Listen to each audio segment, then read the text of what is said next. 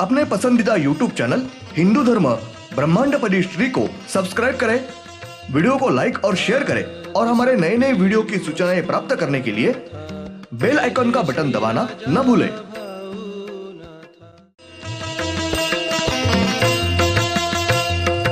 आरती सब प्रेम मस्को बना था, जय जय श्री राजा भाऊनाथा।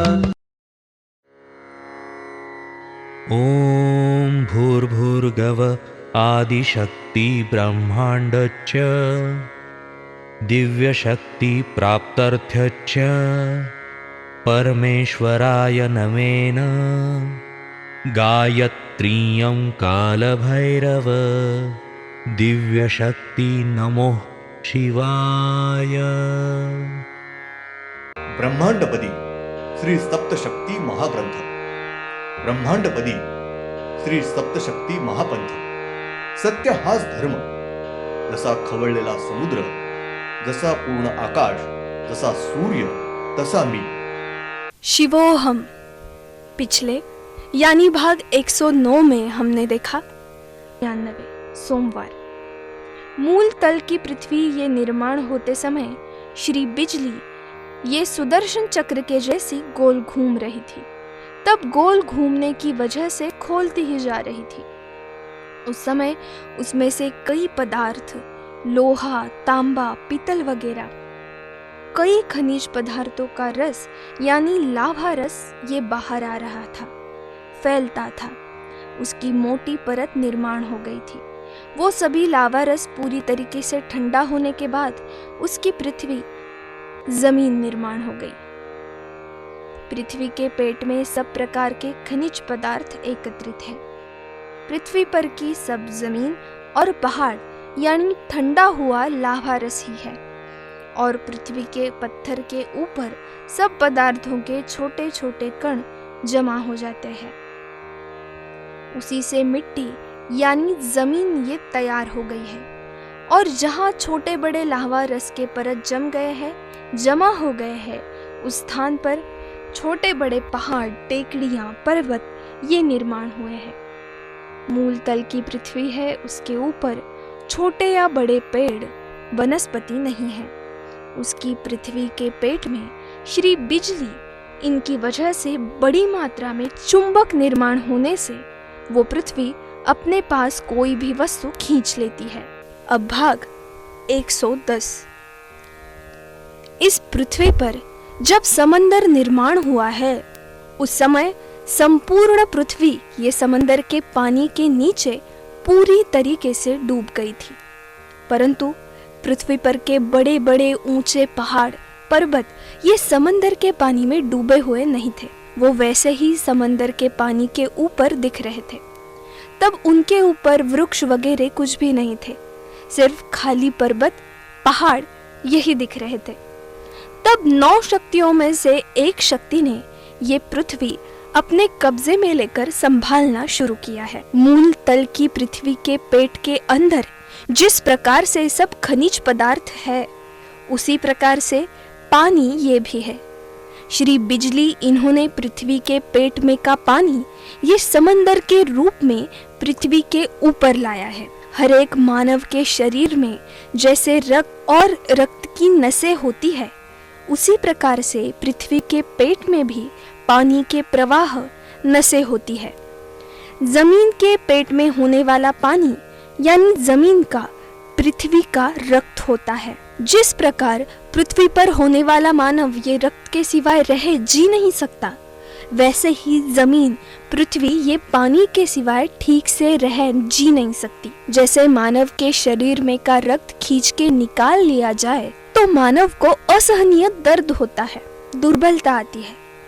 और पृथ्वी के पेट में का पानी यानी पृथ्वी का रक्त जब खींच के ऊपर लिया, तब पृथ्वी को भी अत्यंत असहनीय दर्द और बड़ी मात्रा में कमजोरी आती है, तकलीफ होती है।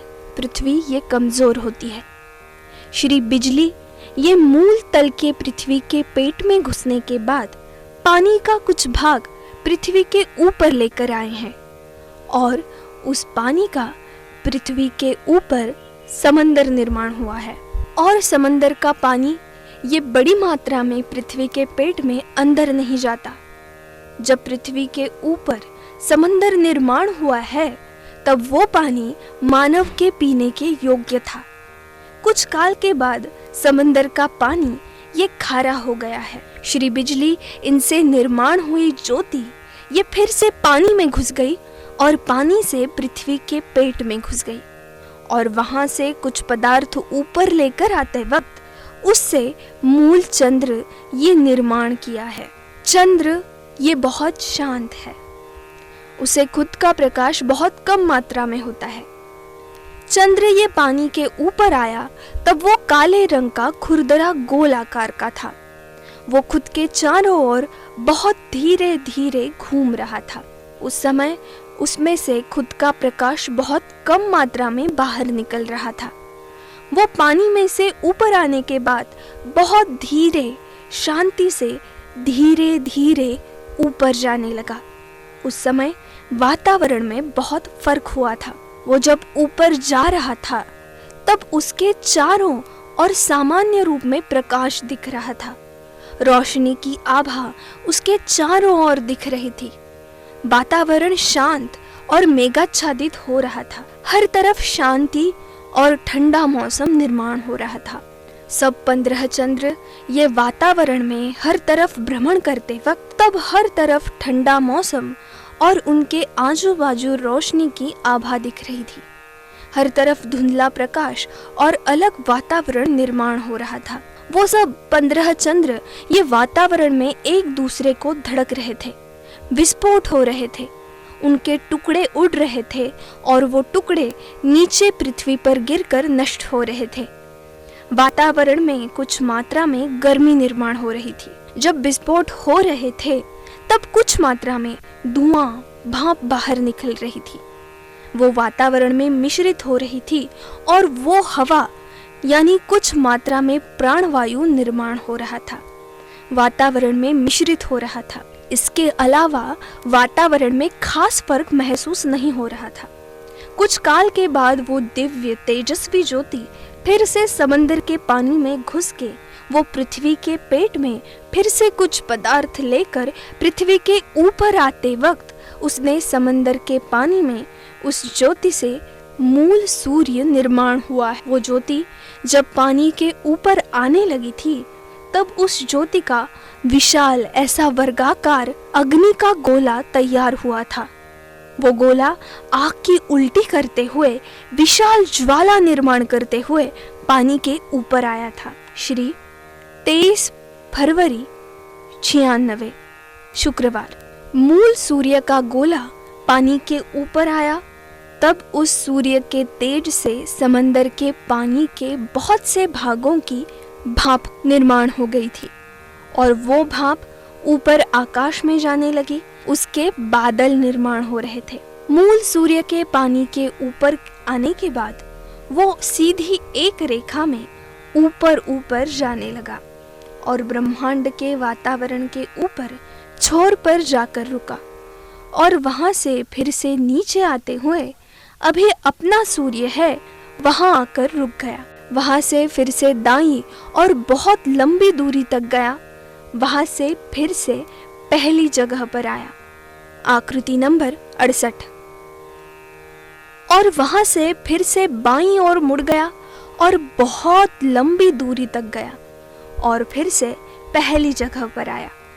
वहां से फिर से सूर्य ये ऊपर छोर पर गया है और वहां से फिर से मूल सूर्य ये सीधी एक रेखा में नीचे आते आते फिर से समंदर के पानी में घुस गया है और बाद में सूर्य ने समंदर के पानी में दूसरा सूर्य निर्माण किया है और दोनों सूर्य ये पानी के ऊपर आने के बाद नए सूर्य को मूल सूर्य ने एक रेखा में सीधे ऊपर लेकर गया और मूल सूर्य ने नए सूर्य को ऊपर छोर पर एक जगह पर स्थिर बिठाया है और मूल सूर्य ये फिर से पहले जैसे नीचे आते आते समंदर के पानी में घुस गया है। इस प्रकार से मूल सूर्य ने एक एक नया सूर्य निर्माण करके हर एक सूर्य को अपनी अपनी जगह पर स्थिर बिठाया है। धन्यवाद। अगले यानी भाग 111 में हम देखेंगे श्री 24 फरवरी 96 शनिवार। मूल श्री दिव्य तेजस्वी ज्योति ये मूल तल के समंदर के पानी में मूल सूर्य हो गई और मूल सूर्य ये धीरे धीरे पानी के ऊपर आने लगा और जब पानी के ऊपर आया तब विशाल ऐसा खुरदरा लाल रंग का वर्गाकार ऐसा अग्नि का गोला ऊपर आया। मूल सूर्य पानी के ऊपर आने के बाद हर तरफ ऐसी तेज रोशनी, हर तरफ लखलकाटी हो गई, प्रकाश फैल गया।